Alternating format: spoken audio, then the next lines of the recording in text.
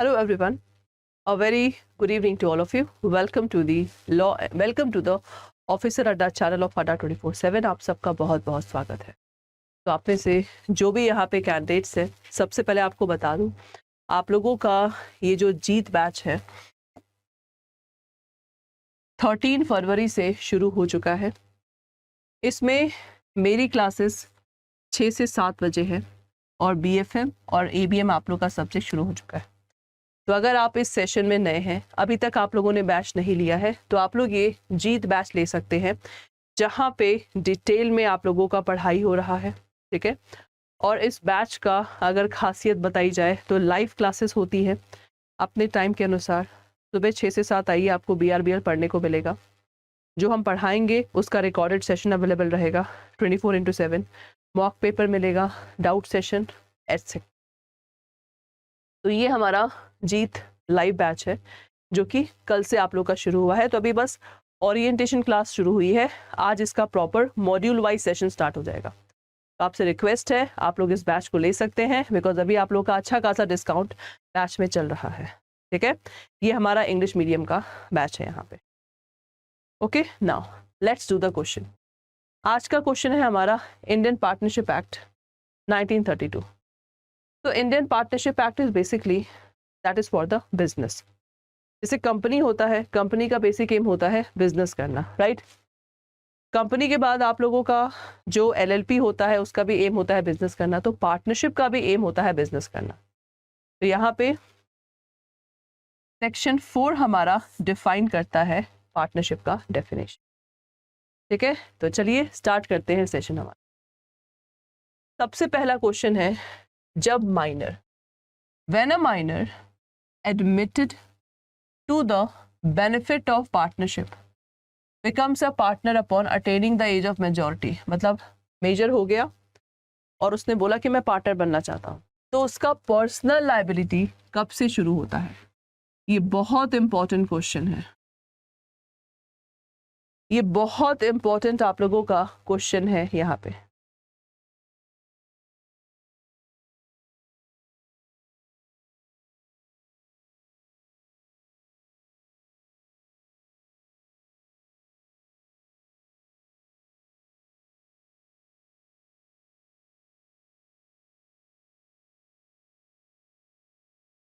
बताइए class, what is the right answer?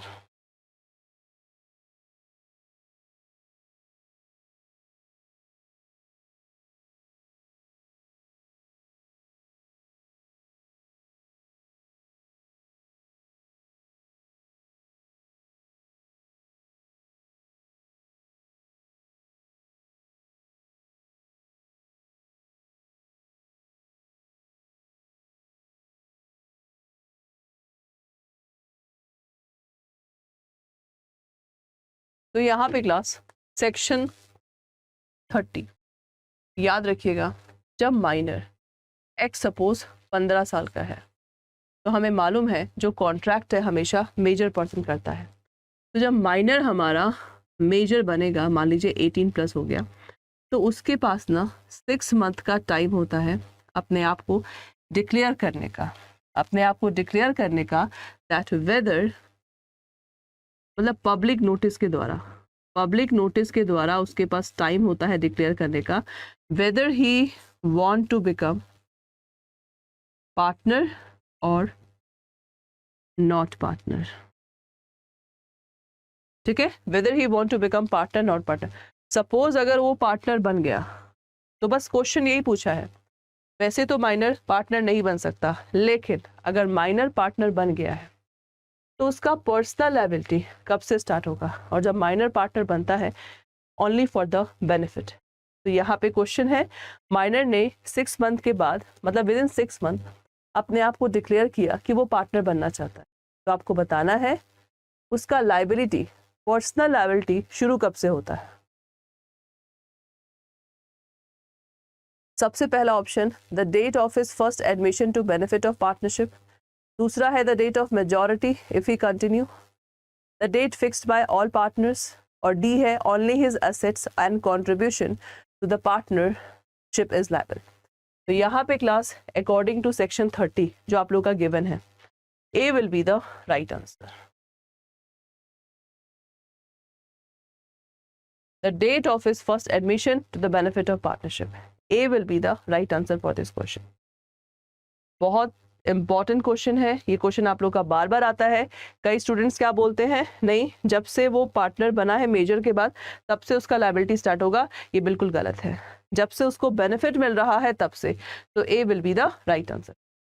ठीक है, नेक्स्ट सेकेंड क्वेश्चन है, when a partnership firm is constituted a fix period. जैसे partnership के 3 type होते हैं, partnership for fix period, particular partnership, partnership by will. 3, ठीक है। पार्टनरशिप बाय विल मतलब अपने मन से कभी भी पार्टनरशिप का बिजनेस करो कितना भी समय तक। फिक्स मतलब 5 साल 10 साल। पर्टिकुलर मतलब कोई प्रोजेक्ट के लिए बना है, प्रोजेक्ट कंप्लीट, पार्टनरशिप कंप्लीट। तो यहाँ पे है पार्टनरशिप आप लोग का कॉन्स्टिट्यूट हुआ है fix period after the expiration of, मतलब अगर वो फिक्स पीरियड खत्म हो गया लेकिन तब भी वो अपना बिजनेस कर रहे हैं विदाउट एनी एग्रीमेंट, तो इसको क्या कहेंगे? सबसे पहला option, the partnership stand extended till the new agreement is made, the partnership become partnership at will, the partnership become illegal, the partnership stand dissolve on the date of expiry of the term and no partnership can be said to be in existence. बताइए इसका exact answer.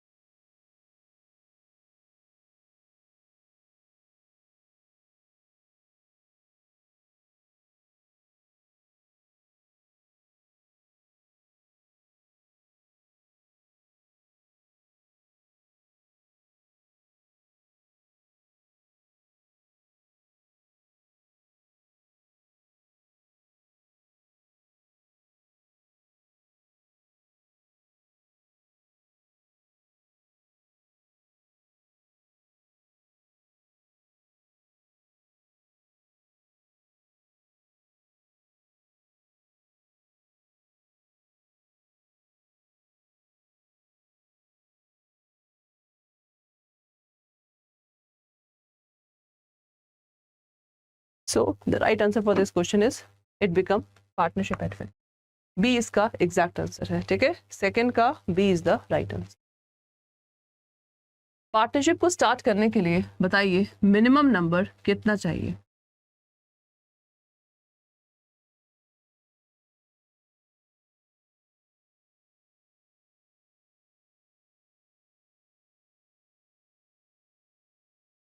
Minimum, maximum?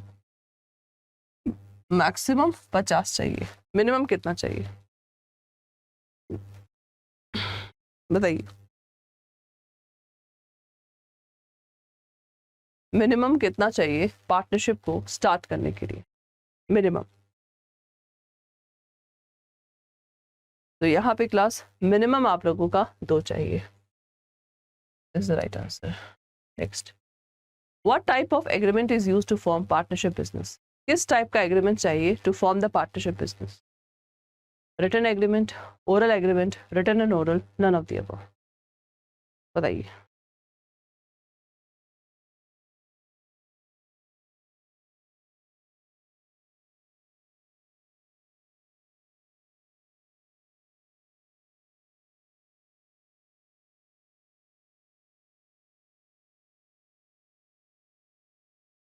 What is the right answer for this question?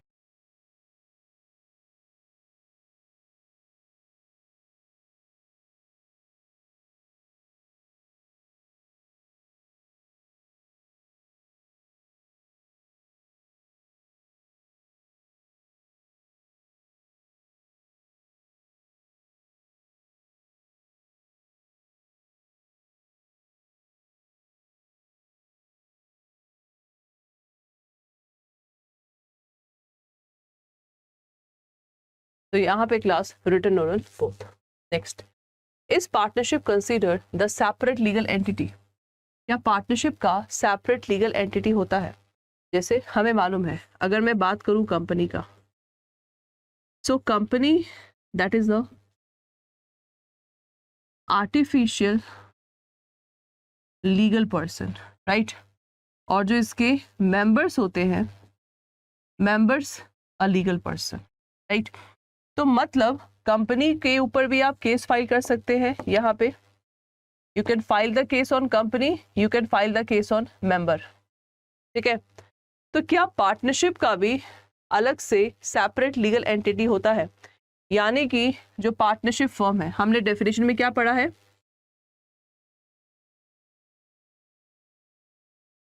Collectively partners are called, collectively the partners are called what? Partners are called partnership firm. ये हमने पढ़ा है, ठीक है? The collectively partners are called partnership firm. अब बताइए, तो क्या मतलब अगर एक पार्टनर गलती करता है, अदर पार्टनर्स आर लायबल, और अदर पार्टनर्स आर लायबल मतलब पार्टनरशिप फर्म इज लायबल। तो इसीलिए पार्टनरशिप फर्म का लीगल एंटिटी होता है। The answer is no, A is the right answer. Is that okay? ठीक है, next, what is a partnership written agreement? Partnership का, जैसे पार्टनरशिप फर्म जब बनता है, हर एक पार्टनर एक एग्रीमेंट पे साइन करता है। वो एग्रीमेंट क्या कहलाता है? जहाँ पे पार्टनरशिप्स के राइट एंड ड्यूटीज गिवन रहते हैं। देखिए, अगर मैं बात करूं एलएलपी का, तो एलएलपी में LLP agreement is there, right? अगर मैं बात करूं कंपनी का, तो memorandum of association and article of association. और मैं बात करूं पार्टनरशिप का, तो in this one the right answer is partnership deed. Sixth का C will be the right answer. Okay, C will be the right answer. Which type of partnership have no agreement in the terms of duration of partnership? बताइए, किस type के partnership में कोई आप लोग का duration नहीं होता?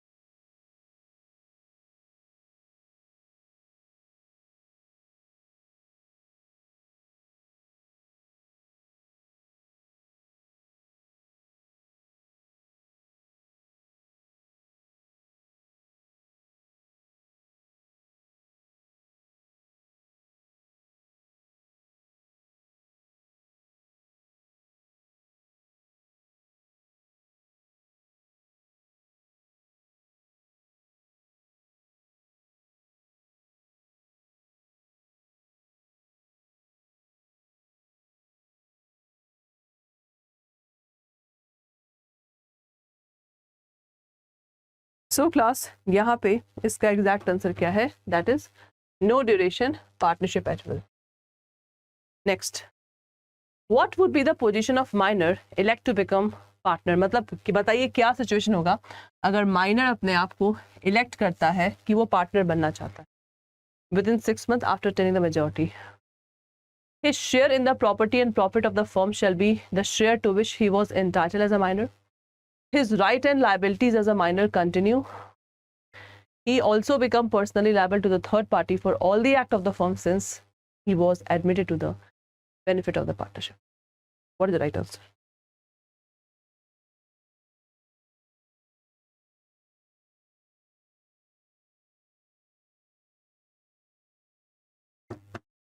What is the right answer?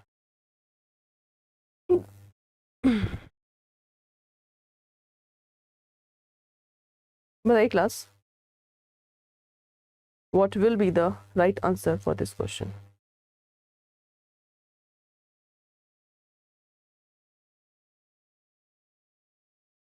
तो यहाँ पे class, the right answer will be all of the above.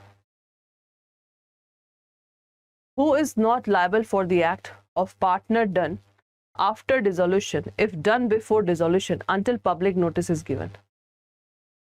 Who is not liable for the act of partner done after dissolution? मतलब अगर पार्टनरशिप डिसोल्यूशन हो जाता है, पार्टनरशिप फॉर्म का अगर आप लोग का डिसोल्यूशन हो जाता है, ठीक है, डिसोल्यूशन हो जाता है, if done before dissolution until public notice is given, तो बताइए कौन लायबल नहीं होगा?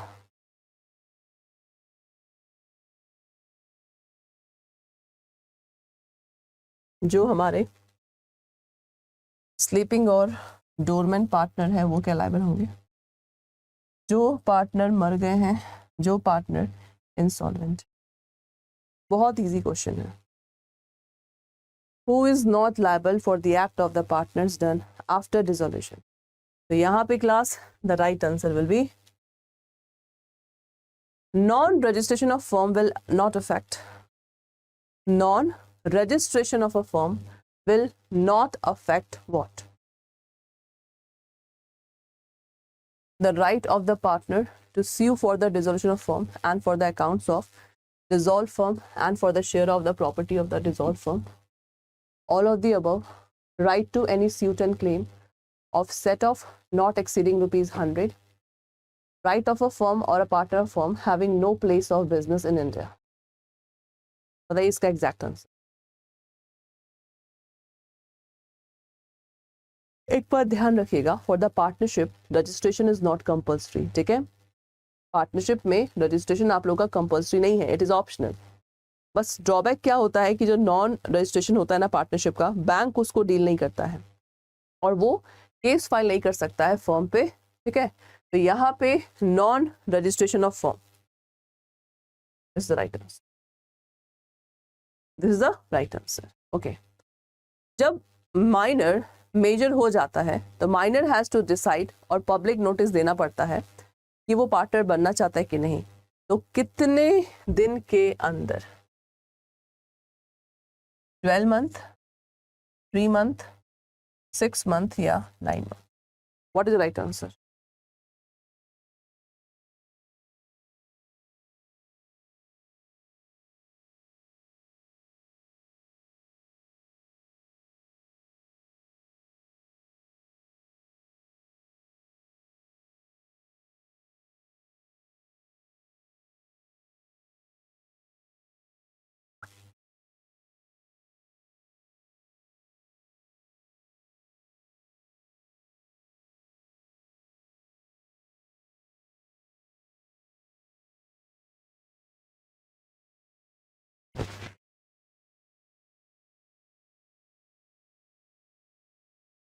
For this one, the right answer is 6 months.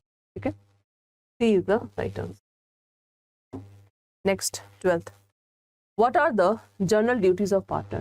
To render true account, greatest common advantage, just and faithful, या all of the above? बताइए इसका exact answer. What are the general duties of partner? तो यहाँ पे class general duties हमारा सारा है।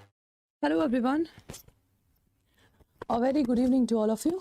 Welcome to the Officer Adda 24/7, the special session of your BRBL subject in the bilingual language. आज का हम लोग का जो एक्ट है that is सोगा एक्ट। तो सोगा एक्ट बेसिकली किस चीज़ को है? Sales of good act. तो गुड्स यहाँ पे याद रखिएगा मूवेबल प्रॉपर्टी। गुड्स क्या है आप लोगों के यहाँ पे? मूवेबल प्रॉपर्टी है। तो मूवेबल प्रॉपर्टी को कैसे मूव किया जाए from one person to another? तो सेल में क्या होता है? सेल में जनरली हम किसी प्रॉपर्टी का जो ओनरशिप है वो ओनरशिप हम क्या कर रहे हैं? किसी और को दे रहे हैं। तो sales of good act is basically that one. ये एक्ट आप लोग का 1930 का है और ये एक्ट आप लोग का कहाँ से लिया गया है? इंडियन कॉन्ट्रैक्ट में दो एक्ट आप लोग के रिमूव हुए हैं. The first is partnership act and the second one is your SOGA act. तो सोगा एक्ट का जो पार्ट है वो कहाँ से लिया गया है? इंडियन कॉन्ट्रैक्ट एक्ट से लिया गया है. सो आई होप सो आप लोगों को यहाँ पे जो इसका बेसिक इंट्रोडक्शन है ये आप लोग को समझ में आ गया होगा. ठीक है, तो चलिए. सो क्वेश्चन आंसर करने से पहले ना मैं आप लोगों को यहाँ पे सिंपली बताना चाहूँगी इन तीन टर्म के बारे में, क्योंकि सोगा एक्ट में आप लोगों का यही तीन टर्म है जो कि इम्पॉर्टेंट है एग्जामिनेशन पॉइंट ऑफ व्यू से. देखिए, सबसे पहला sale and agreement to sale क्या है? Sale, agreement to sale. तो सेल का मतलब क्या होता है? जब किसी भी, मतलब इसको हम बोल सकते हैं प्रेजेंट सेल, और ये हमारा क्या होता है? That is called future cell. तो सेल में, प्रेजेंट सेल में जो ओनरशिप है दैट इज इमीडिएटली ट्रांसफर.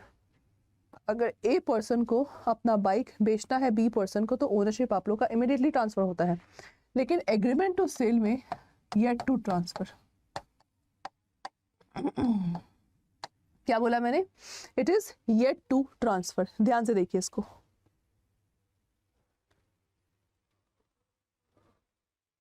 क्या है आप लोग का? This is yet to transfer. तो एग्रीमेंट टू सेल में आप लोग का इसको हम फ्यूचर सेल कहते हैं, क्योंकि यहाँ पे जो प्रॉपर्टी होती है वो with some condition it will be transfer from one person to another person. ठीक है, नाउ ये कॉन्सेप्ट हो गया. Then condition and warranty. Condition का मतलब होता है, जैसे मान लीजिए मैंने कोई चीज़ दुकान से खरीदा. मैंने दुकानदार से बोला कि मुझे एक नॉर्मल टीवी दीजिए, नॉर्मल टीवी. बट दुकानदार ने क्या पैक कर दिया? एलईडी. दुकानदार ने टीवी का जो एलईडी फॉर्मेट है वो पैक कर दिया. तो यहाँ पे कंडीशन का मतलब क्या होता है? भाई इस चीज़ में दुकानदार ने वो नहीं दिया जो मैंने मांगा, तो मैं अपना रिफंड मांग सकती हूँ, मैं कॉन्ट्रैक्ट को ब्रीच कर सकती हूँ. This is called condition. ये होता है कंडीशन का मतलब. और वारंटी का मतलब क्या होता है? वारंटी इज बेसिकली जहाँ पे वी कैन से दैट सामान का सिर्फ रिप्लेसमेंट होता है. क्या बोला मैंने? सामान का रिप्लेसमेंट होता है. This is called warranty. तो वारंटी में basically we can say that in replacement, जैसे मान लीजिए मैंने वॉशिंग मशीन खरीदा, तो वॉशिंग मशीन का कुछ पार्ट डिफेक्ट निकला. उसने मुझे 2 साल का वारंटी दिया था, लेकिन एक ही साल में कुछ पार्ट उसका डिफेक्टिव निकला, तो वो उस पार्ट का हम लोग रिप्लेसमेंट कर सकते हैं. सामान को एज इट इज हम लोग चेंज नहीं कर सकते. सो this is called what? Warranty. तो ये हमारा सिंपल सा एग्जांपल है कंडीशन एंड वारंटी का. ठीक है. And what is unpaid seller? Unpaid seller का मतलब क्या होता है? अनपेड सेलर मतलब ऐसा सेलर जिसको फुल पेमेंट अभी तक नहीं हुआ है. तो अगर अनपेड सेलर को फुल पेमेंट नहीं हुआ है तो अनपेड सेलर का राइट अराइज हो जाता है किस किस के प्रति? सबसे पहला गुड्स के प्रति और बायर के प्रति. तो ये हम लोगों का बेसिक थीम है यहाँ पे. यही 3 कॉन्सेप्ट हमारे सेल्स ऑफ गुड एक्ट के पार्ट है, यही 3 कॉन्सेप्ट. ठीक है, तो चलिए अब हम स्टार्ट करते हैं अपना क्वेश्चन आंसर. सबसे पहला question, where the price is not determined by the parties to the contract. मतलब जिस सेल में अगर प्राइस हम लोगों का डिटरमाइंड नहीं है, so what price shall be paid by the buyer. तो बताइए क्या प्राइस आप लोगों का बायर के द्वारा पेड होगा? सबसे पहला ऑप्शन, द बायर शेल पे the seller a reasonable price. Second, the buyer shall determine the price at his discretion. तीसरा है the seller shall determine the price at his discretion. और चौथा है the seller shall charge the price according to the market forces. तो बताइए, जैसे हर cell में price तो फिक्स होना ही होना है, लेकिन यहाँ पे अगर प्राइस फिक्स नहीं है so what will happen? Tell me. बताइए क्लास.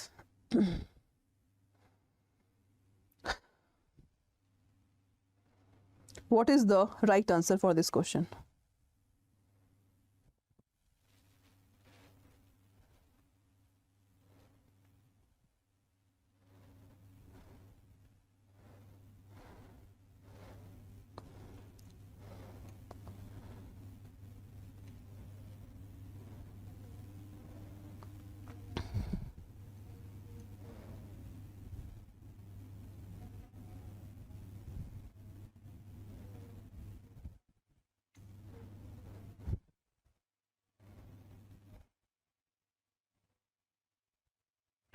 बहुत इजी कॉन्सेप्ट है ये आप लोग का, दैट इज़ वेरी इजी।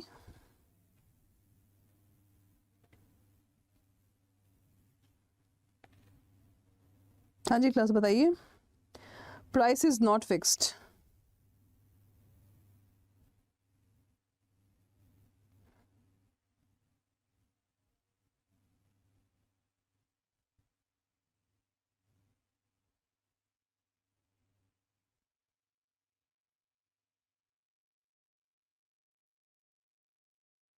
सो यहाँ पे क्लास आपको टिक मार्क करना है, द बायर शैल पे द, तो यहाँ पे आप लोगों का reasonable will be the right answer है। ठीक है, रीजनेबल प्राइस क्या करेगा, फिक्स करेगा। Second question, where seller can sue the buyer, बताइए। सेलर आप लोगों का बायर को स्यू कर सकता है।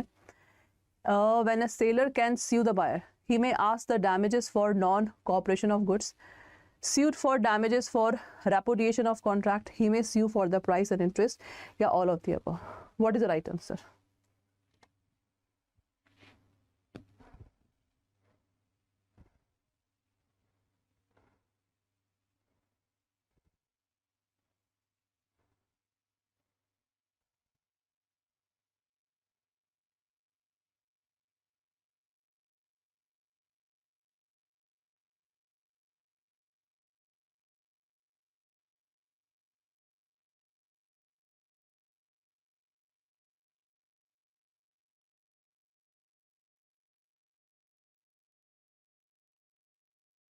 हाँ जी क्लास बताइए।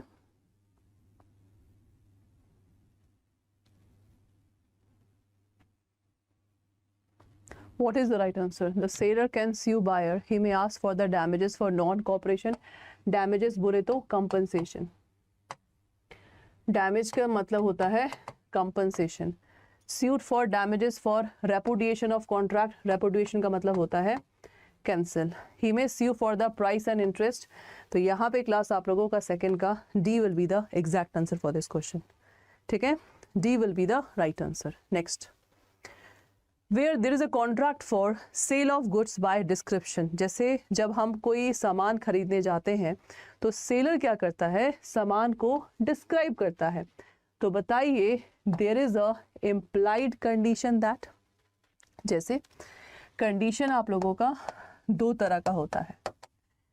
एक होता है आप लोगों का इम्प्लाइड और एक होता है आप लोगों का express.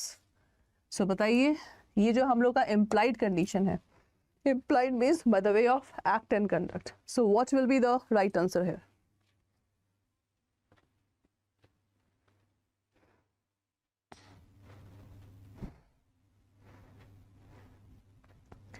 Where there is a contract for the sale of goods by description, there is an implied condition that, जब हमने डिस्क्रिप्शन सुन के सामान लिया है तो सामान भी हम लोगों का वैसा निकलना चाहिए।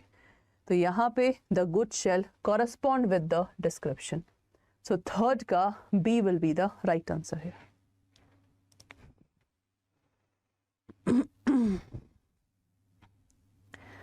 Is that clear class? Third का B will be the right answer.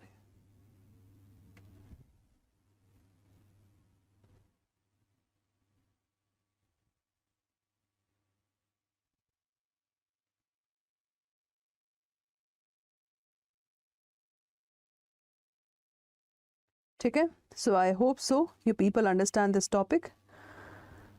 तो चलिए नेक्स्ट करते हैं अपना नेक्स्ट क्वेश्चन।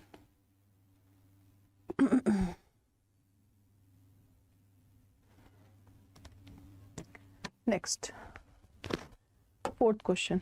फोर्थ क्वेश्चन है, वारंटी क्या है?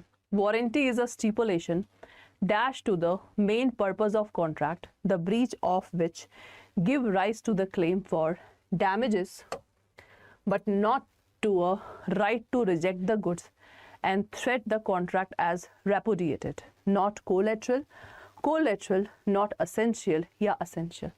What will be the right answer here? Tell me class.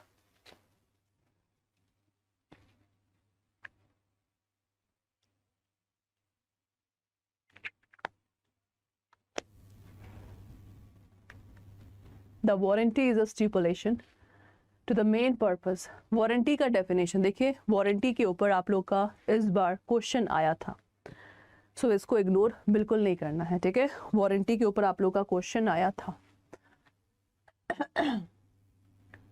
So it is a stipulation dash to the main purpose of the contract, the breach of which give rise to the claim for damages but not reject the goods. So for this one, the right answer will be, that is collateral. ठीक है,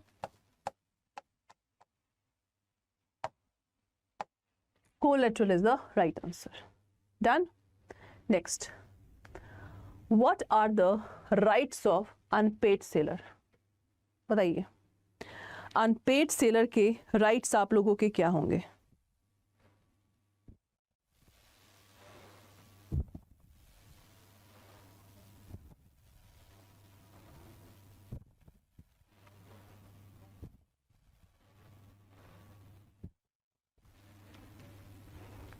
What are the rights of unpaid seller?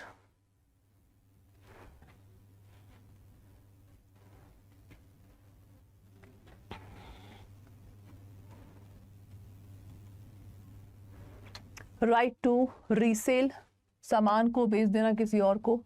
लियन, सामान को रोक करके रखना जब तक पूरा पैसा ना मिल जाए। In the case of insolvency of the buyer, a right of stopping the goods in transit, सामान अगर भेज रहे हैं उसे रोक देना।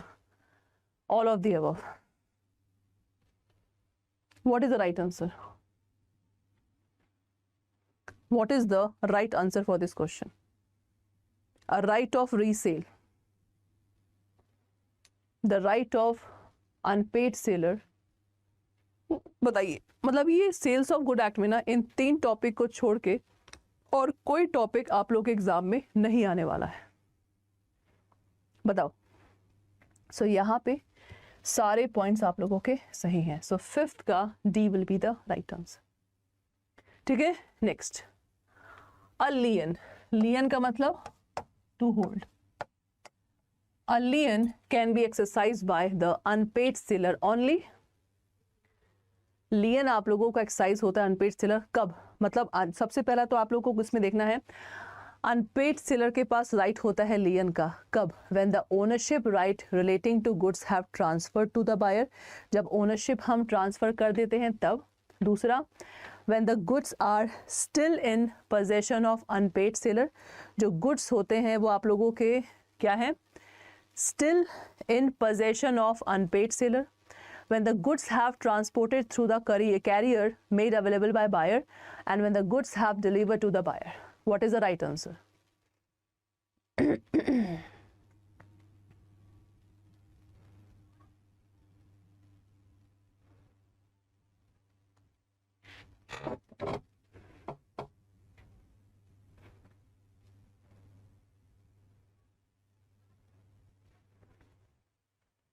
बताइए class.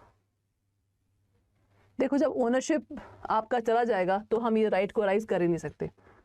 When the goods are still in possession of unpaid seller, जब गुड्स सेलर के पास रहेगा तभी तो वो लियन अराइज हो सकता है ना। और आपका तीसरा है, when the goods has been transported, goods has been delivered, नहीं। The right answer is B. B will be the right answer for this question. Is that okay, class? So B will be the right answer for this question. What are the rights of unpaid seller? Right of resale, in the case of insolvency of the buyer, the right of stopping the goods, all of the above. बताइए, what is the right answer for this question? What is the right of unpaid seller?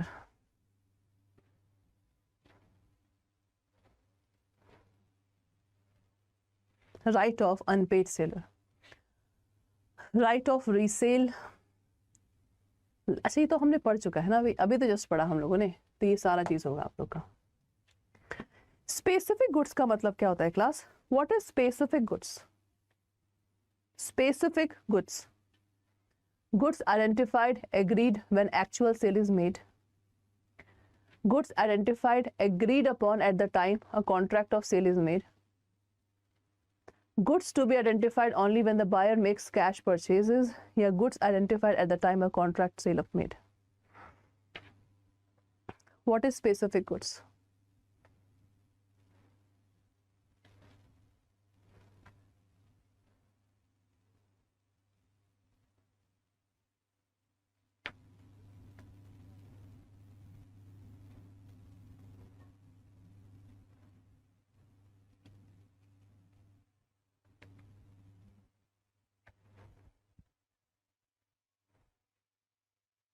बताओ class, specific goods.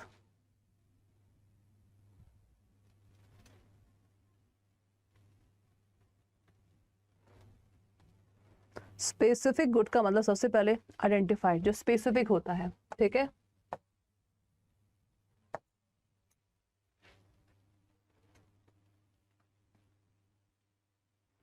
तो यहाँ पे good identified and agreed upon at the time when the contract of sale is made. So B is the right answer. ठीक है, next. Future good का मतलब क्या होता है? What is future good? Goods to be manufactured, acquired from the third person by the seller after making contract of sale. Goods to be manufactured, produced and acquired by seller after making the sale of contract of sale. Goods to be manufactured, produced by the seller after making the contract of sale. Yeah, goods to be acquired by the seller after the making of contract of sale. Third person, कोई काम नहीं है.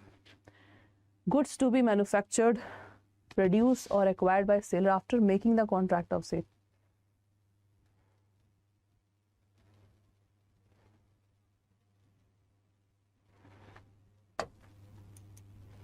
Acquired word आप लोग का नहीं होगा, तो यहाँ पे 9th का एग्जैक्ट आंसर है C will be the right answer.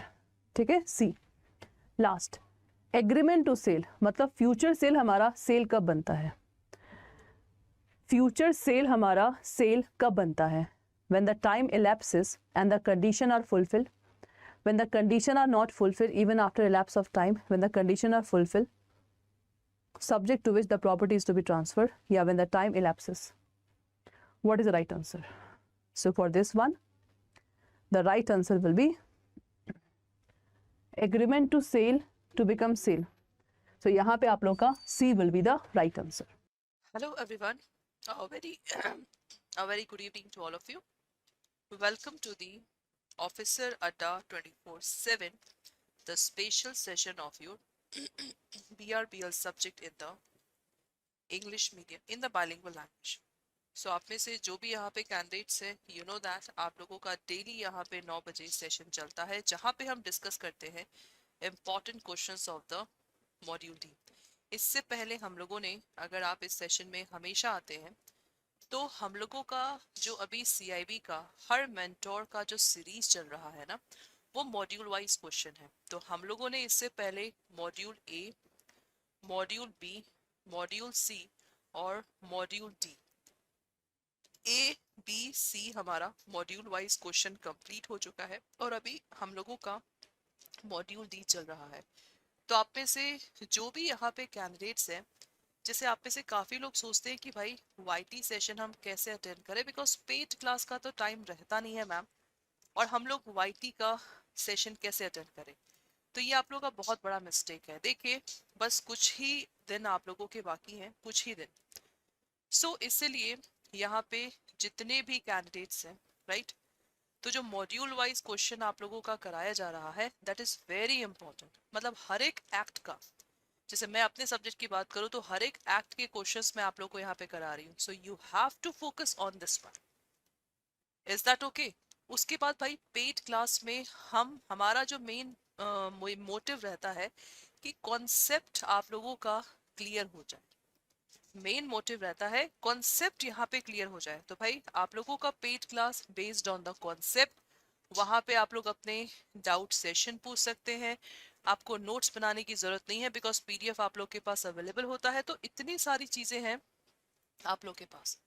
सो इसीलिए आप में से जो भी यहाँ पे कैंडिडेट्स हैं, focus on the concept, that is doubt session, PDF, हम पेड क्लास में आपको मॉक पेपर प्रोवाइड करते हैं, तो इतनी सारी चीजें यहाँ पे गिवन है, सो इसीलिए आप लोग इस पे यहाँ पे फोकस करें।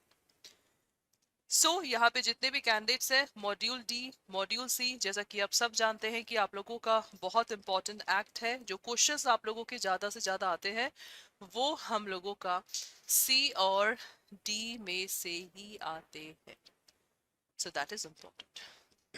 ठीक है, चलिए। ये हमारा है विक्ट्री बैच 2 CIV का जून 2024, ठीक है, इंग्लिश मीडियम बैच, और ये हमारा जीत बैच है बाइलिंगुअल का। तो आपको जो भी बैच चाहिए आप बैच को ले सकते हैं by applying the coupon code Y39। चलिए, क्वेश्चन। आज का जो एक्ट है हमारा कंपनी एक्ट का है। तो कंपनी एक्ट में बेसिकली क्या क्या चीजें हैं? सबसे पहला तो मीनिंग है, देन मीनिंग हो गया, देन आप लोग के क्वेश्चंस हैं इसमें, टाइप्स ऑफ कंपनी है, मीनिंग हो गया, टाइप्स हो गया, देन मेमोरेंडम ऑफ एसोसिएशन और आर्टिकल ऑफ एसोसिएशन किसे कहते हैं, देन आप लोगों के कुछ डॉक्ट्राइन्स हैं जो कि इम्पोर्टेंट है, then you have a about the member, उसके बारे में है, देन मेंबर हो गया, डायरेक्टर के बारे में है, और प्रोस्पेक्टस। तो कंपनी एक्ट में हमें कोई पूरा एक्ट नहीं पढ़ना है। कंपनी एक्ट में बेसिकली आप लोगों के यही सारे टॉपिक्स है जो कि पेड क्लास में हम पढ़ाते हैं, और ये आप लोग का सिलेबस का भी पार्ट है। ठीक है, तो चलिए स्टार्ट करते हैं क्वेश्चन आंसर अपना सेशन स्टार्ट करना। सबसे पहला क्वेश्चन आप लोग के स्क्रीन पे है, that what is the minimum number of person required to form a public company. बताइए, minimum number of person required to form a public company, 1, 2, 5 और 7। बताइए फर्स्ट का एग्जैक्ट आंसर क्या होगा?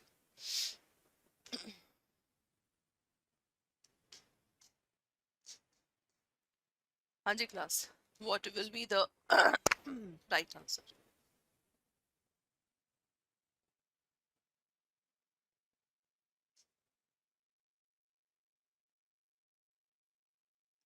बोलिए क्लास। देखिए, ये जो minimum number, maximum number, that is very important. ये भाई आप लोगों के क्वेश्चन के रूप में आ सकता है। ठीक है, तो अगर मैं बात करूँ यहाँ पे मिनिमम और मैक्सिमम, तो चलिए एक बार सब कंपनी का हम लोग यहाँ पे नोट डाउन कर देते हैं। If you talk about the private company, if you talk about the public company, if you talk about the one person company, right? So private company क्या है बेसिकली आप लोग का? Minimum 2, maximum 200। Public minimum 7, maximum unlimited. One person minimum 1, और ये आप लोग का मैक्सिमम 1 रहता है। तो ये हमारे क्या हो गए? मेंबर्स हो गए, मिनिमम और मेंबर्स, दैट इज मिनिमम, और ये हमारा maximum, minimum maximum, minimum maximum. तो ये आप लोग को याद रखना है, बिकॉज क्वेश्चन के फॉर्म में आप लोगों का आ सकता है। तो यहाँ पे हम पूछा जा रहा है to form a public company. तो पब्लिक कंपनी को फॉर्म करने के लिए 1, 2, 5, 7। तो यहाँ पे इसका एग्जैक्ट आंसर क्या है? The right answer will be, public company का है, दैट इज 2। ठीक है, so B is the right answer. Next, which new type of company was introduced in the Company Act 2013? बताइए कौन सा न्यू टाइप का कंपनी है that is introduce in the company act 2013? सबसे पहला, 1 person company, 2 person company, LLP, या public private partnership? Session को फटाफट यहाँ पे लाइक कर दीजिए, और जितना हो सके इस सेशन को आप लोग यहाँ पे शेयर करने की कोशिश करिए।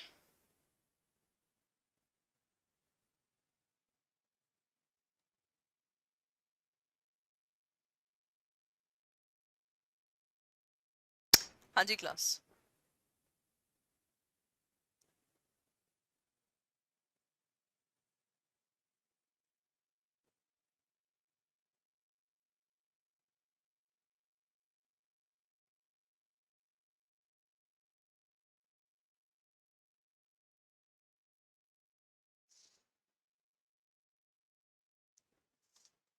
सो क्लास यहाँ पे अगर एग्जैक्टली देखा जाए, the right answer is 1% company, जो कि आप लोग का 2013 में आप लोग का, ठीक है, this is right answer.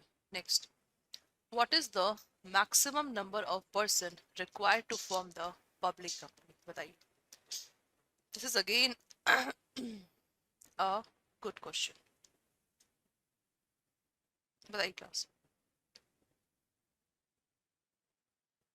Question है आप लोग का, what is a maximum number, अभी हमने पढ़ा पब्लिक कंपनी में मैक्सिमम नंबर ऑफ मेंबर्स आप लोगों के कितने होते हैं, maximum maximum number of person in the public company।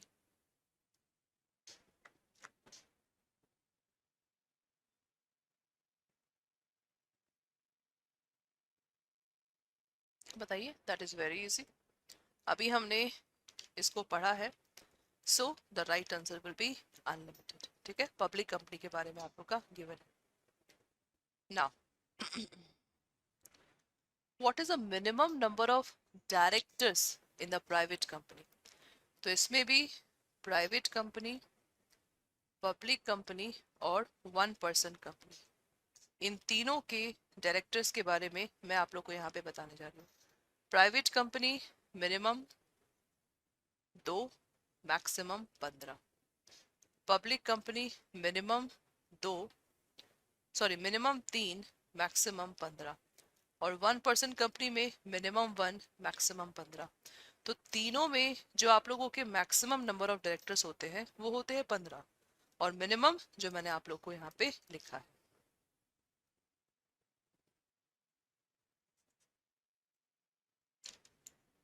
This is the right answer. Is that okay? जो भी यहाँ पे कैंडिडेट्स रिकॉर्डेड सेशन भी देखते हैं, तो आप लोगों से रिक्वेस्ट है कि आप लोग recorded session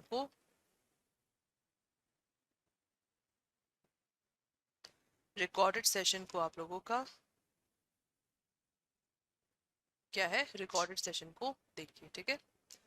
so minimum number of directors is this one. So private company है, आप लोगों को आंसर टिक मार्क करना है 2, ठीक है। चलो next, maximum number of member under the private company as provided by the company act, 50, 150, 200 या नो लिमिट, बताइए पांचवे का एग्जैक्ट आंसर।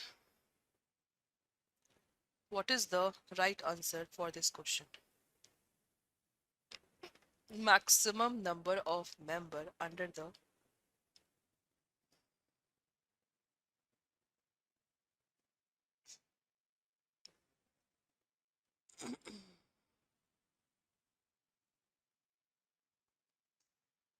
सो यहाँ पे class the right answer will be maximum number of member under the company है। तो यहाँ पे आप लोग का एग्जैक्ट आंसर क्या है, 200, ठीक है। Next, which one of the following is not content of the memorandum of association, मतलब इसमें से क्या चीज आप लोगों का कंटेंट नहीं है।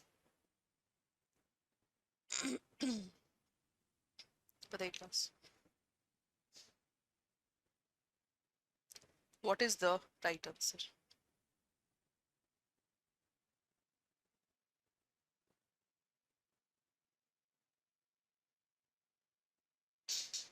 What is the right answer for this question, tell me.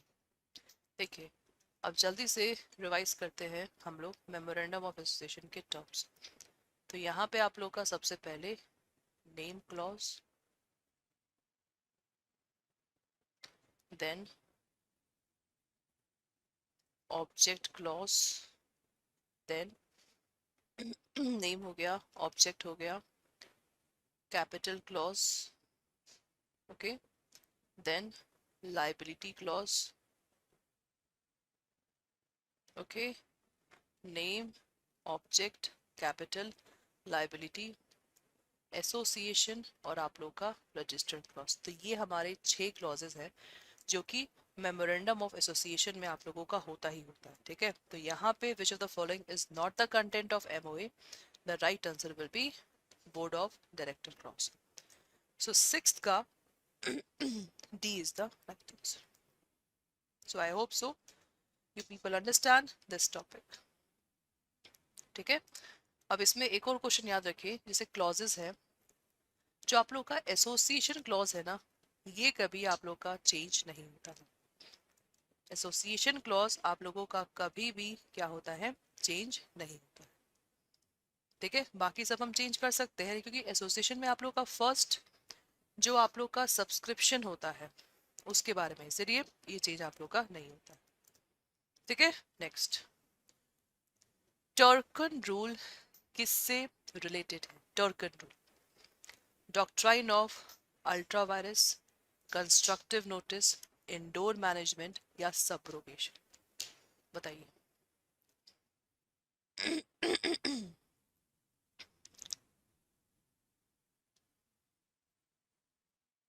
Turcan rule is related to what? Doctrine of ultravirus, constructive notice, indoor management या subrogation? अल्ट्रावायरस का मतलब होता है beyond the power, beyond the power, that is ultra vires. Constructive notice का मतलब होता है, जैसे मान लीजिए कोई इन्वेस्टर कंपनी में इन्वेस्ट करना चाहता है, company have to give memorandum and article of association, right? अब सपोज कंपनी ने दे तो दिया, बट इन्वेस्टर सपोज कोई चीज भूल गया, इन्वेस्टर कोई चीज क्या कर दिया, भूल गया। So in that case what will happen? So in that case it is presume that भाई इस इन्वेस्टर को पढ़ना ही पढ़ना है सारे पॉइंट, नहीं पढ़ा कंपनी इज नॉट लायबल, नहीं पढ़ा कंपनी इज नॉट लायबल। तो ये कंपनी को क्या करता है, प्रोटेक्ट करता है। C for construction, C for company को प्रोटेक्शन। इंडोर मैनेजमेंट आउटसाइडर को प्रोटेक्ट करता है, क्योंकि इंडोर मैनेजमेंट में मतलब जैसे कोई भी आप लोग का टर्म है, ठीक है, मान लीजिए सेम इन्वेस्टर कंपनी में इन्वेस्ट करना चाहता है, तो इंडोर मैनेजमेंट में अगर मान लीजिए कंपनी ने कोई चेंज किया, अब वो चेंज हमने इन्वेस्टर को नहीं बताया, तो इसमें गलती किसकी? इसमें गलती आप लोगों का, इसका है। So that is called indoor management. तो ये आउटसाइडर को प्रोटेक्ट करता है। And what is subrogation? Subrogation आप लोगों का गारंटी का, क्या है, गारंटी का, आप लोग का कॉन्ट्रैक्ट ऑफ गारंटी का है, कि अगर प्रिंसिपल डेटर पैसा पे कर देता है, सॉरी, गारंटर अगर पैसा पे कर देता है प्रिंसिपल डेटर के बिहाफ पे क्रेडिटर को, सो गारंटर अपना पैसा मांग सकता है प्रिंसिपल डेटर से। तो दिस इज कॉल्ड सबरोगेशन। तो सबरोगेशन टॉपिक हमारा कहाँ का है? ठीक है, so Turquand rule is basically indoor management. ठीक है, so this is important. Next, एक कंपनी है XYZ limited, 15% share capital held by X limited, 50% held by central government और 10% held by state government and 25% held by other people, then that company will be what? ये company कौन सा कहलाए? Again I will say 15% x limited, 50% central government, 10% state government, 25% other people, तो company will be what? बताइए।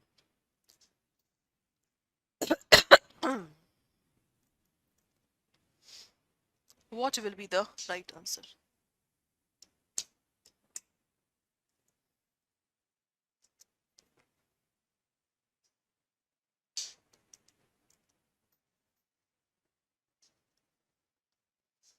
So यहाँ पे that is called government company.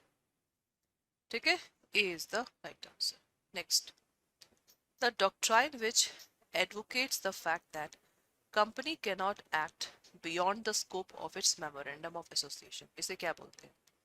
Constructive notice, indoor management, ultra virus या intra virus? What is the right answer?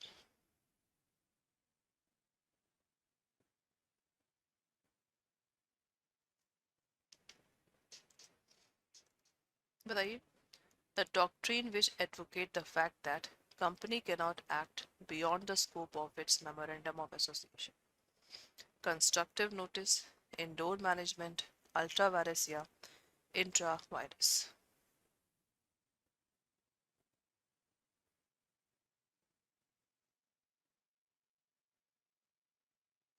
So the doctrine which advocates the fact that company cannot act beyond the scope of its memorandum of association, this is called beyond ultra virus. C is the right answer for this question. ठीक है, next. Company act जो 1956 का है, इसने किसको repeal किया है, बताइए। कंपनी एक्ट 2002, 2010, 2013, 2015, बताइए। Again important. So company act हम लोग का रिपील हुआ है 2013। 10th का C is the right answer. Next, which of the following statement is not true, इसमें से कौन सा सही नहीं है। Company is an artificial person created by law. Company can do every act like natural person except act which are purely of personal nature. Company can be held liable for violation of statutory provision of the Company Act. या company can be imprisoned for the violation of such provision which attract penalty by the way of imprisonment only. बताइए, इसमें से कौन सा आप लोगों का सही नहीं। हर एक क्वेश्चन इंपॉर्टेंट है for the examination point of view, हर एक क्वेश्चन।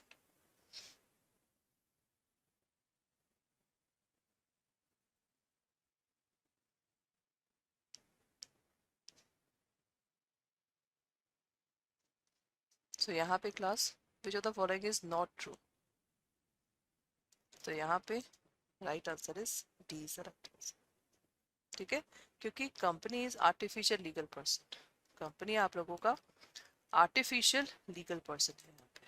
ठीक है, next, which of the following is not characteristic of public company, बताइए कौन सा इसमें पब्लिक कंपनी का कैरेक्टरिस्टिक नहीं है। It has a separate legal entity, perpetual succession, common seal and separate property.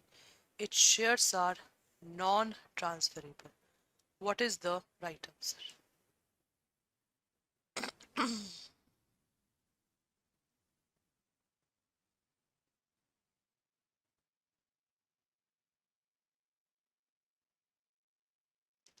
Separate legal entity,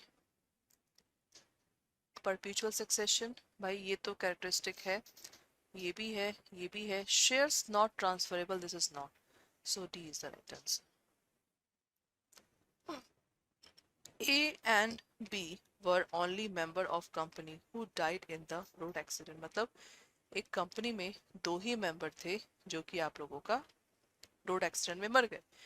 In this case, the company comes to end on the death of A and B. That is true, false, partially true, partially false. तो क्या member के मर जाने से company आप लोग का and हो जाएगा? The answer is no. A company being a legal person is also the citizen under Constitution. True, false, partially true, partially false. What is the right answer? A company being a legal person is also the citizen under Constitution.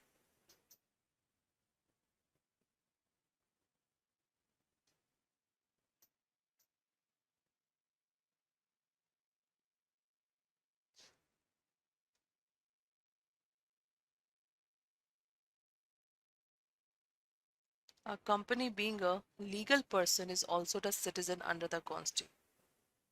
तो क्या Constitution के अंदर citizen है? The answer is no. Artificial legal person है but citizen नहीं है. A company come into existence when memorandum of association is signed by the required number of members. The memorandum of association is submitted for registration to the registrar of company. It is registered under the Company Act 2013. Yet established its registered office and functioning thereof. So for this question, the right answer is C is the right answer. Hello everyone, very good evening to all of you. Welcome to the Officer Adda channel of Adda 24/7. आप सबका बहुत बहुत स्वागत है. I hope so आप लोग बहुत बढ़िया से होंगे. ठीक है, चलिए सेशन को हम यहाँ पे स्टार्ट करते हैं, जहाँ पे we are going to discuss the important questions. तो क्वेश्चन को शुरू करने से पहले आप देख सकते हैं आप लोगों के पास यहाँ पे लाइव बैच है। We know that you people don't have a time, आपके पास टाइम नहीं मिलता है सेशन को पढ़ने का, बुक्स को पढ़ने का। अदरवाइज आप भी चाहें तो IIBF ने जो बुक निकालते हैं हर सब्जेक्ट का पढ़ सकते हैं, एग्ज़ाम को दे सकते हैं, लेकिन उस बुक को पूरे नोट्स में कन्वर्ट करना, PDF में कन्वर्ट करना, ये हमारा काम है।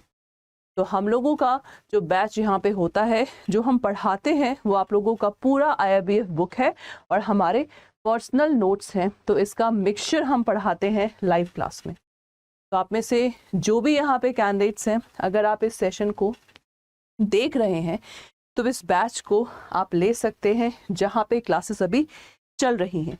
जैसे BRBL में सिर्फ अभी 3 एक्ट हुए हैं, बाकी सारी क्लासेस चल रही हैं।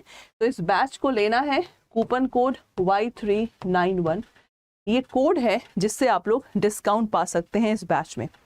तो इस बैच में आप लोगों को लाइव क्लासेस मिलेंगी, रिकॉर्डेड सेशन मिलेंगे, ठीक है, live class, recorded session, then you will get the PDF of whatever we are teaching, you will get the e-books, you will get the mock paper। तो इतना सब चीज़ें आप लोगों को यहाँ पे बैच में मिल रही हैं। तो आप में से जो भी यहाँ पे कैंडिडेट्स हैं, इस सेशन को आप लोग जल्दी से पहले लाइक करिए, सेशन में एनरोल होइए और आपका कूपन कोड ये रहा। आज का जो क्वेश्चन है जो मैं आपसे पूछने जा रही हूँ मॉड्यूल डी का, that is transfer of property act. तो transfer of property act basically deal किसको करता है?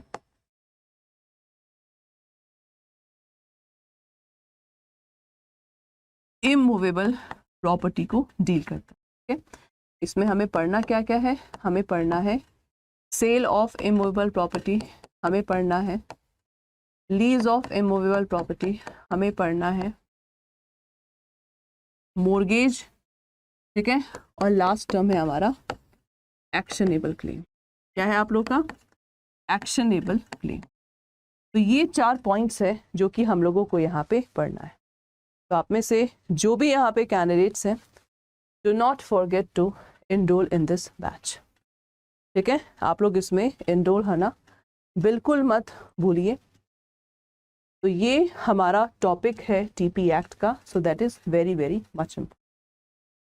तो चलिए क्लास चलते हैं क्वेश्चंस के ऊपर। हम लोग सबसे पहला क्वेश्चन आप लोग की स्क्रीन में रहा, can a minor become transferor of immovable property under the TP act? Question को ध्यान से समझिएगा, रीजन बताइएगा, तब यहाँ पे आंसर दीजिए। बताओ।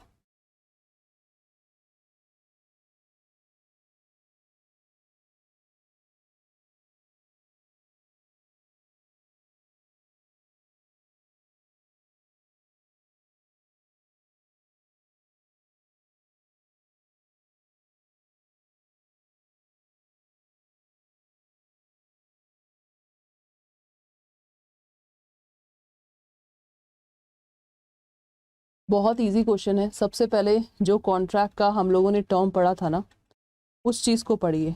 जैसे कॉन्ट्रैक्ट में बेसिकली अगर देखा जाए तो कॉन्ट्रैक्ट में क्या था हम लोगों का? That competent to contract. तो कॉम्पिटेंट टू कॉन्ट्रैक्ट में हम जानते हैं जैसे कि जो भी आप लोगों का कॉम्पिटेंट टू कॉन्ट्रैक्ट में पर्सन होते हैं, that is major, sound mind and the person not disqualified by law. ठीक है, तो ये आप लोग का क्या है? This is your basically this one. तो आपको बताना है can a minor become transferor, क्या माइनर ट्रांसफरर बन सकता है आप लोग का?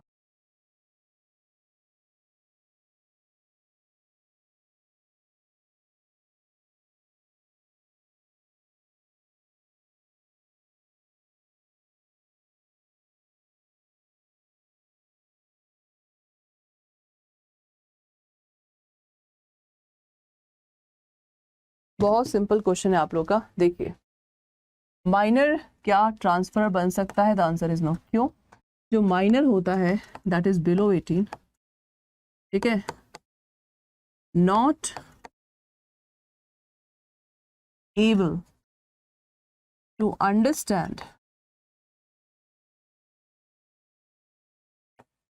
what is right, what is wrong. So because of that reason this can be happen. तो यहाँ पे आप लोगों का no will be the right answer. ठीक है. Next.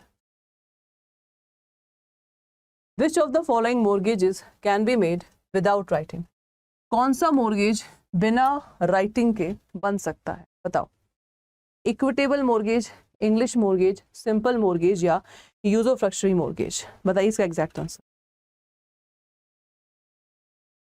हर एक क्वेश्चन आप लोगों का इंपॉर्टेंट है, हर एक क्वेश्चन.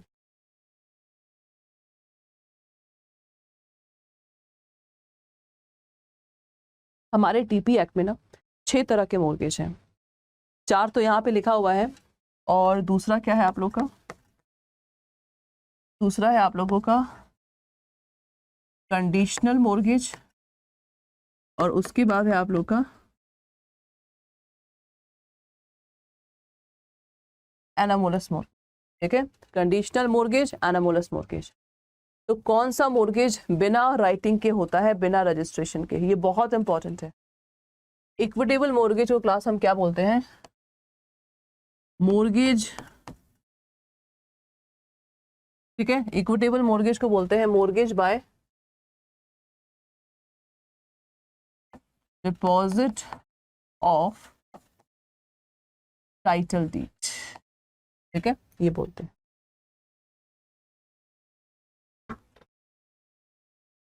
बताइए class, which of the following mortgages can be made without right?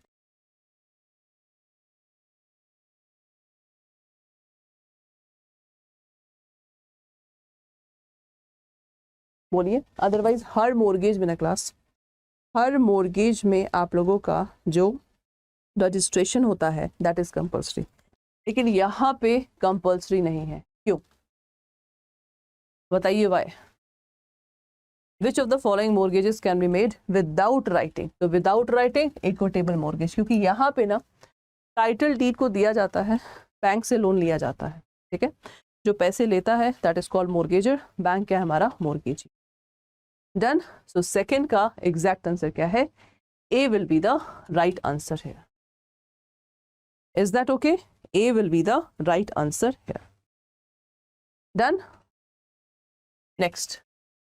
Where the principal money secured is 100 rupees and upward, a mortgage other than mortgage by deposit title deed can be affected only by. बहुत बढ़िया question है, बताओ.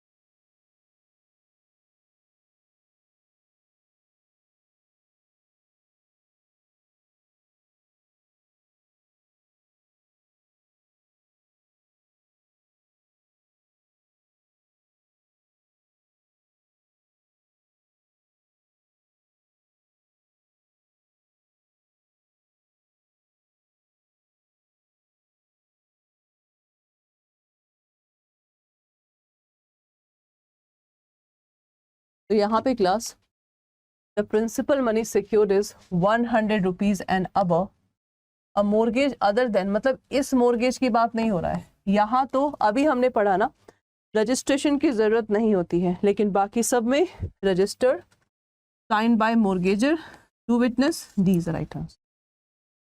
D will be the right answer for this question. Is that okay? D will be the right answer for this question. समझे class? तो ये आप लोगों का right answer. Next. Under TPA which of the following mortgage with the value, देखो आप लोग सोच रहे होंगे कि भाई 100 रुपीज अभी तक क्यों है? तो इसका रीजन बहुत सिंपल है. 100 रुपीज इसलिए है क्योंकि हमारा एक्ट अभी तक चेंज नहीं हुआ, बिकॉज ऑफ दैट रीजन अभी तक 100 रुपीज़ है। तो under TPA which of the following mortgage with the value of 100 and above is not compulsory registrable, बताइए।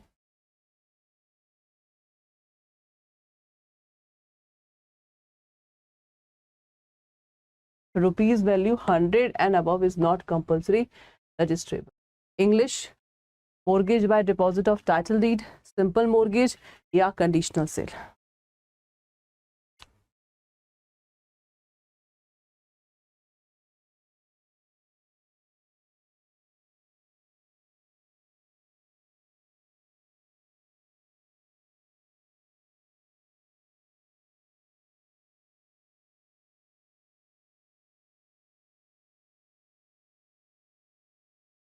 तो यहाँ पे class not compulsory, that is next.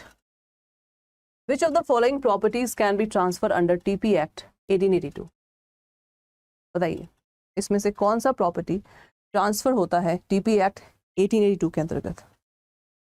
Salary of public officer, right to sue both A and B, neither A nor B, बताइए what is the right answer.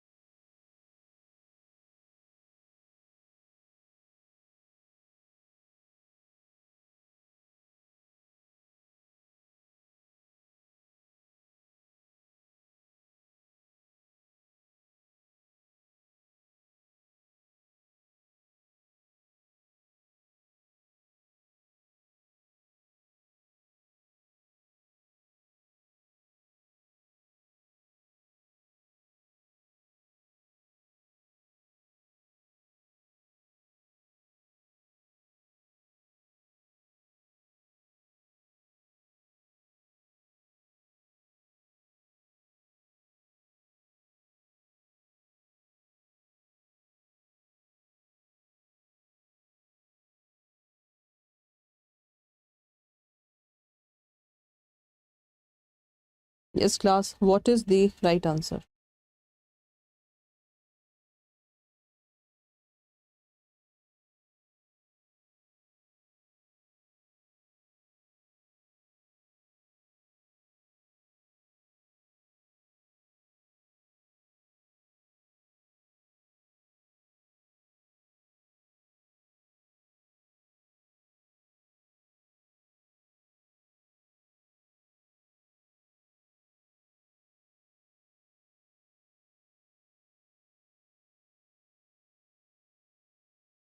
तो for this thing the right answer is neither A nor. देखिए अगर हम लोग का salary है, salary हम किसी को भी ट्रांसफर नहीं कर सकते। अगर मेरा राइट है केस फाइल करने का तो मैं किसी को ट्रांसफर नहीं कर सकती। D is the right answer. अच्छा जी, अब आप लोग को ट्रू एंड फॉल्स बताना है। Again important. Transfer of property act basically contain a provision relating to transfer of movable property and goods. TP act क्या इसको डील करता है, बताओ।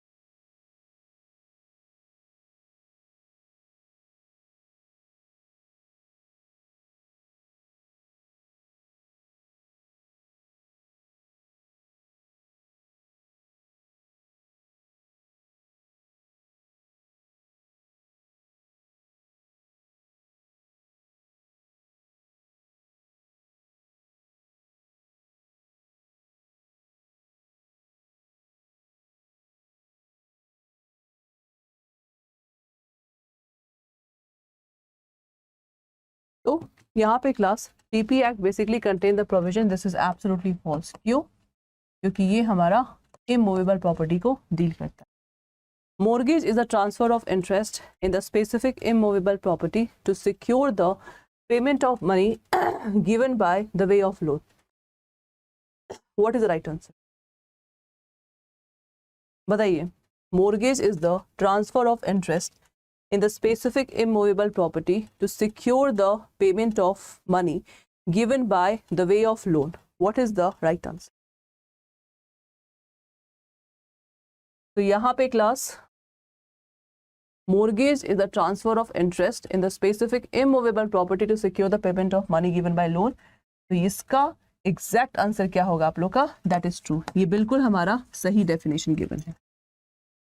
उसके बाद अब हमारा क्वेश्चन है, देख सकते हैं सिंपल मोर्गेज के ऊपर और मोर्गेज बाय कंडीशनल सेल। ठीक है, सिंपल मोर्गेज में दिया है the mortgagor does not deliver the possession of mortgage property to mortgagee. अगर आपको डेफिनेशन याद है you can easily do the question.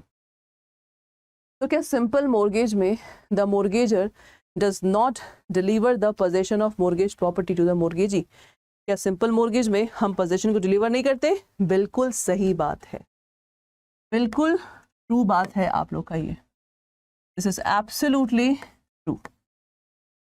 ठीक है, नाउ डी इन अ मोर्गेज बाय कंडीशनल सेल। भाई ये आप लोग का दूसरा मोर्गेज है। The condition of sale is that on default of payment of mortgage money on a certain date, the sale shall become absolute. बताइए।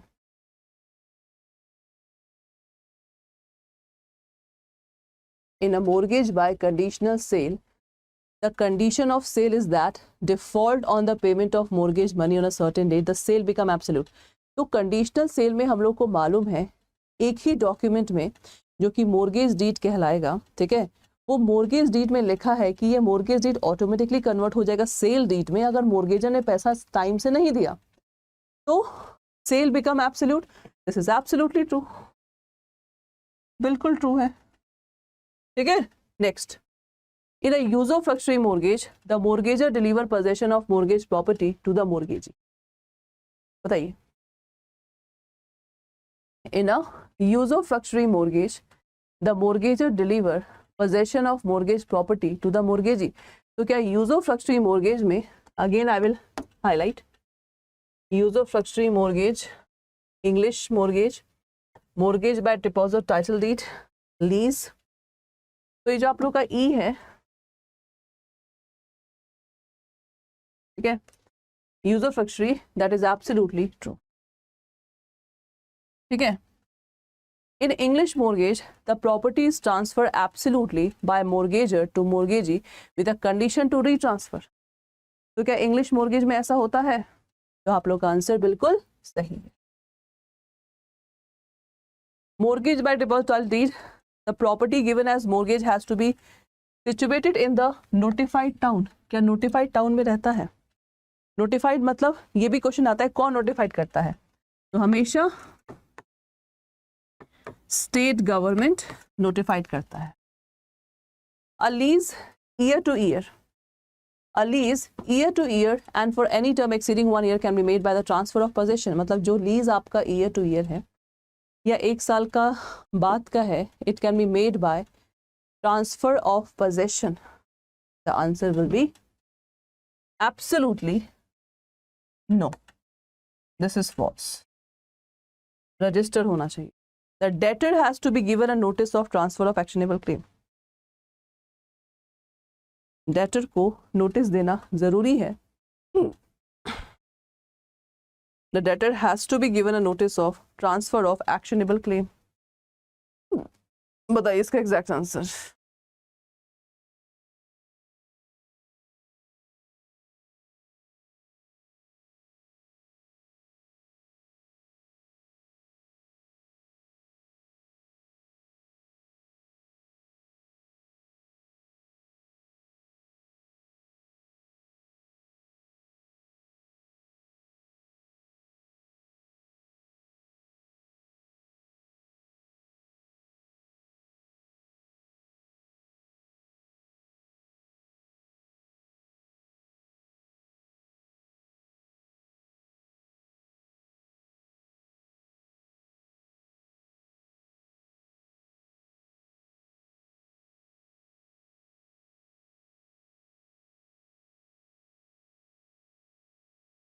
तो यहाँ पे class the answer is yes.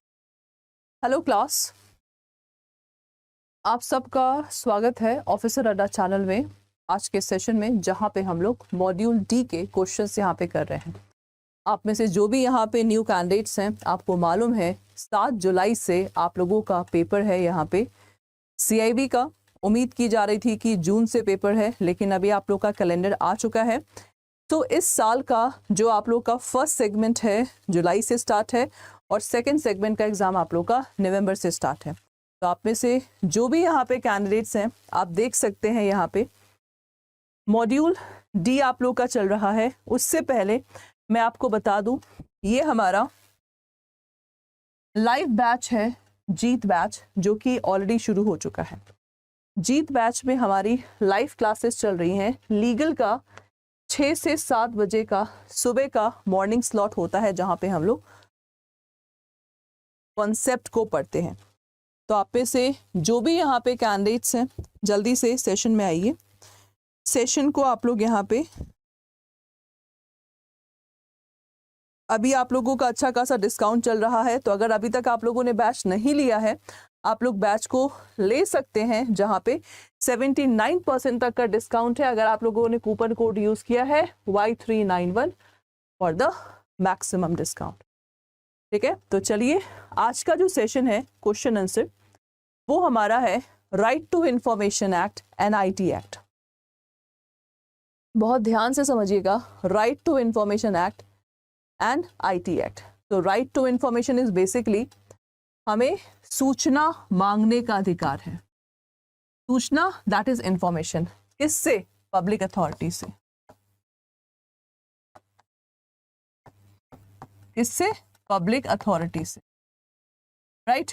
और आप लोग को ये IT एक्ट है, तो IT act information technology. So information technology act is basically हम लोग जैसे आज जितने भी बैंकर्स हैं, सबके बैंक में लैपटॉप, कंप्यूटर, इन सब से आप लोग काम करते हैं। तो this is your IT act, जो कि आप लोगों का 2000 का बना है। Okay, now let's start with the question. सबसे पहला क्वेश्चन आप लोग के स्क्रीन में है, what is the time limit to get the information under RTI act? बताइए, what is the time limit to get the information under IT act? What is the right answer? बताइए, कितने दिन में इन लोगों को आंसर्स सेंड करना है questions का? जल्दी बताइए। तो 15 दिन में, 45 दिन में, 60 दिन में या 30 दिन में? इसका एग्जैक्ट आंसर बताइए, कितने दिन में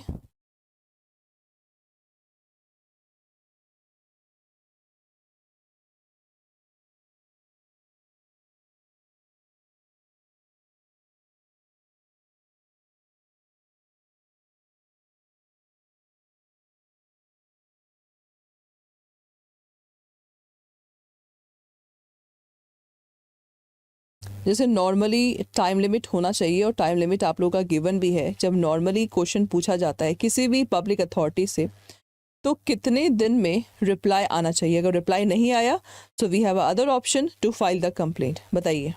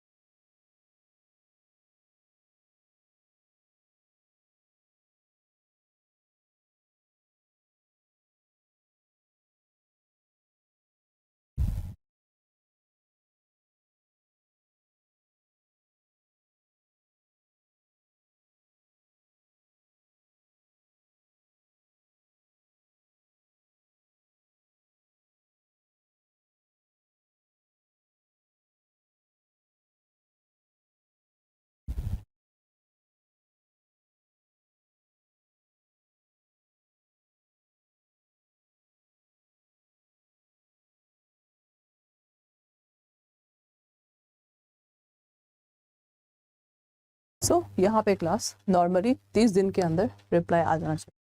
So this is the right answer. Okay. Now, what is the time limit to get the information concerning the life and liberty of a person? 48 hours, 24 hours, 5 days, yeah, 10 days. What is the right answer?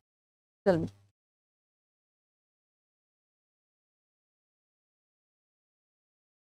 What is the time limit to get information concerning the life and liberty of a person?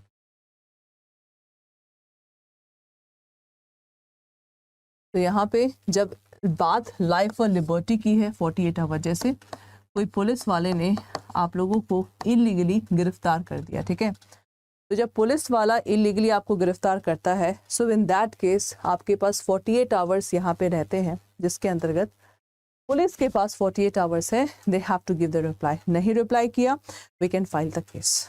Okay, so this is the right answer.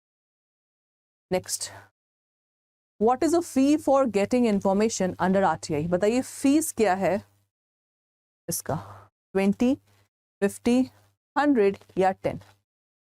What is the right answer? बताइए.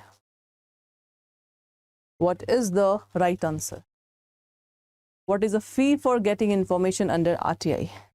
20, 50, 100 या 10?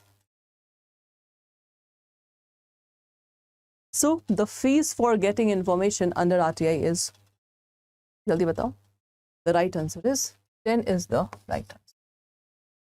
D is the right answer for this question. Okay, this one.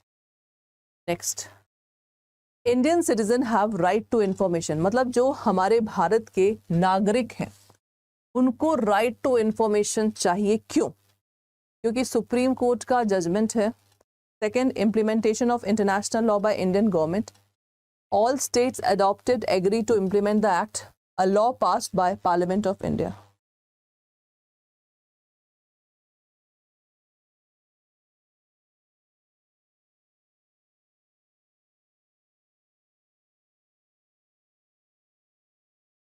बताइए class. Why Indian citizen have right to information? Why? बताइए.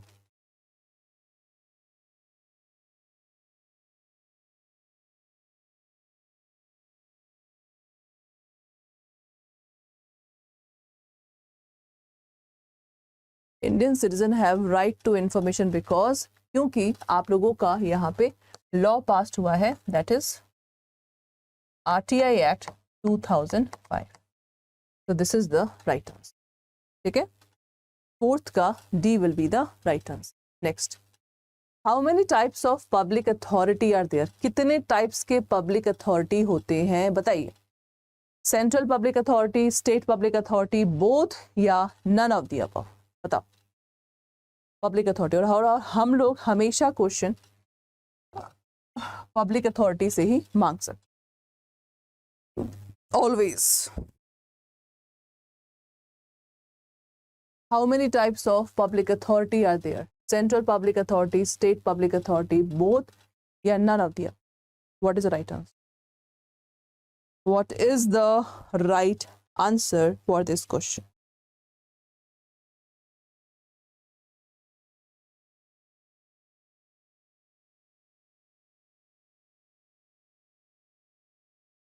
How many types of public authority are there? Central public authority, state public authority, both, none of the above. Public authority का definition देखो, definition portion आप लोगों का बहुत important है for the examination point of view. तो यहाँ पे फिफ्थ का एग्जैक्ट आंसर क्या है? That is C is the right answer. Central भी होता है और आप लोगों का स्टेट भी होता है, so that's why B will be the right answer. Next, how long title of RTI seek to promote the following qualities in the working of every public authority? Transparency, punctuality, efficiency या reputation? बताओ.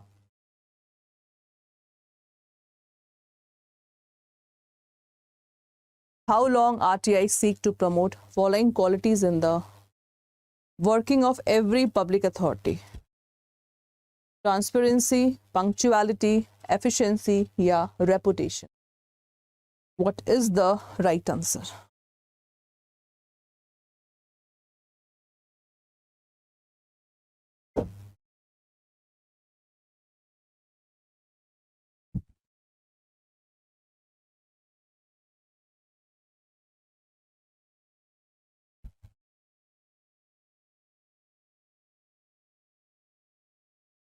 So यहाँ पे RTA Act seek to promote the following qualities in the working of every public authority, that is only for the transparency. भाई transparency बना रहा है, हम democratic country में रहते हैं, we the people, by the people, for the people, ठीक है, तो यहाँ पे ट्रांसपेरेंसी बननी चाहिए.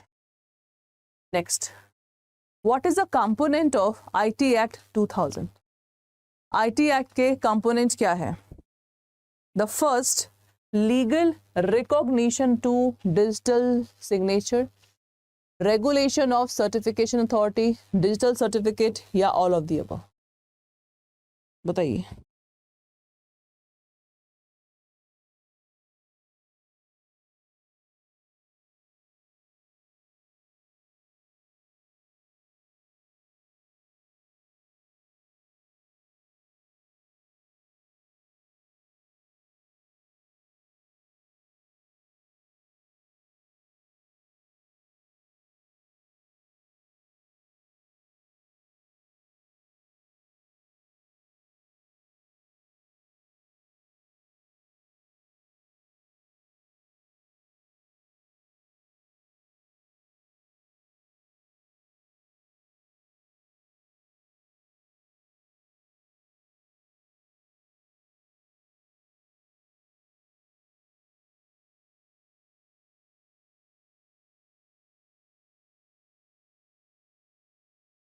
What are the component of IT Act 2000?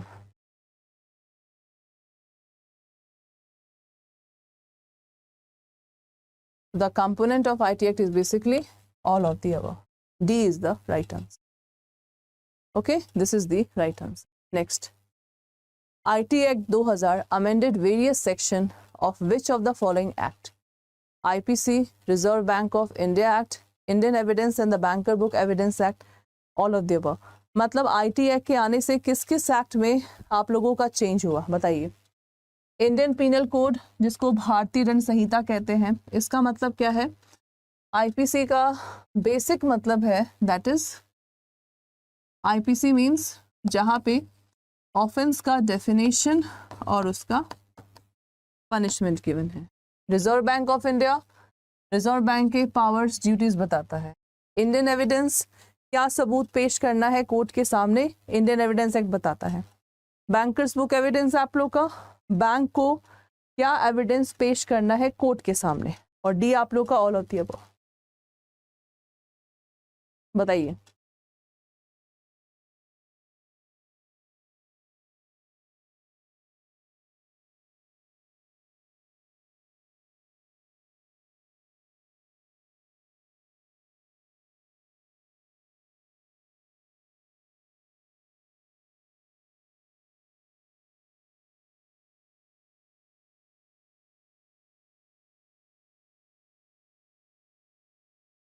तो यहाँ पे क्लास आईटी एक्ट के आने से इन चारों एक्ट में आप लोग का चेंज हुआ. सो that's why D is the. Next, what is the maximum penalty for damage to computer system, unauthorized access, download of data, infecting with virus, denial of access, etc. as per section 43? 50 lakh, 1 crore, 5 crore, 75 lakh. What is the right answer?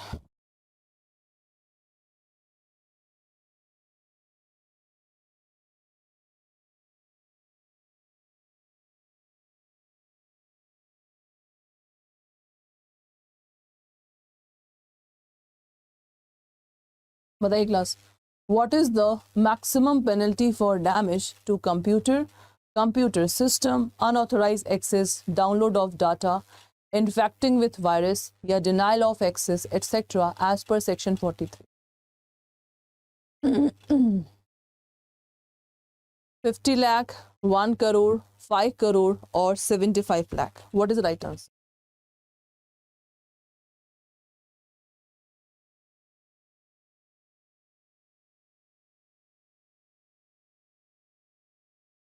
तो यहाँ पे maximum penalty आप लोगों का कितना हो सकता है, 1 करोड़ रुपए। Now order passed by controller is challengeable before high court, cyber appellate tribunal, adjudicated officer या सुप्रीम कोर्ट, बताओ।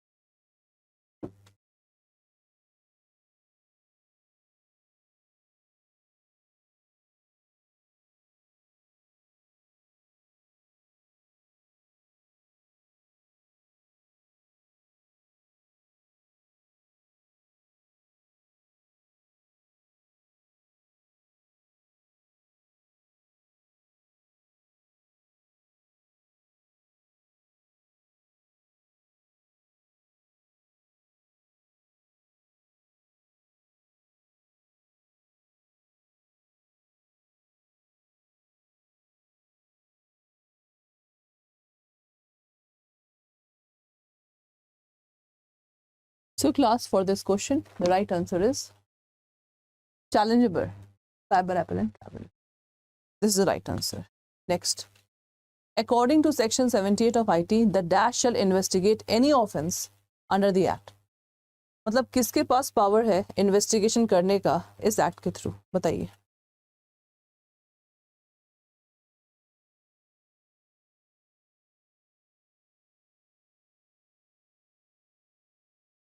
Police commissioner, police constable, police officer not below the rank of inspector या superintendent of police. What is the right answer? The right answer will be C is the right answer. Legal fact है, you have to know. The officer designated by police authority in all administrative units or offices under its provide information to the citizen requesting for information under the act is known as appellant authority, chief information commissioner, public information officer या assistant public information officer। बताइए इसका exact answer.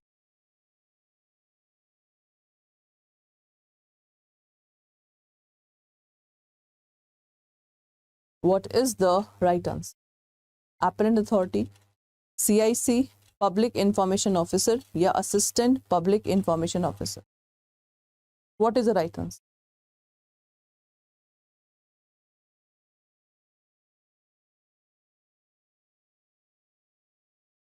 The right answer will be public information officer. C is the right answer. Which of the following item may be disclosed under the suo motu? Suo motu का मतलब होता है खुद से। Suo motu disclosure provision of section 4. Information related to the procurement, foreign tour of prime minister, transfer of policy, all of the above. मतलब कौन सा इसमें से information disclose under suo motu, मतलब खुद से इंफॉर्मेशन मांगने की जरूरत नहीं है, खुद से डिस्क्लोज हो जाएगा।